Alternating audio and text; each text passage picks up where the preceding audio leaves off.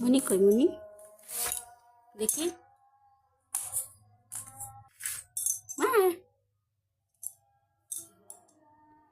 dog কই dog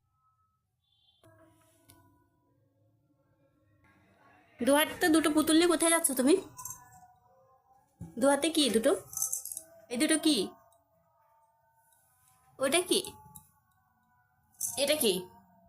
এটা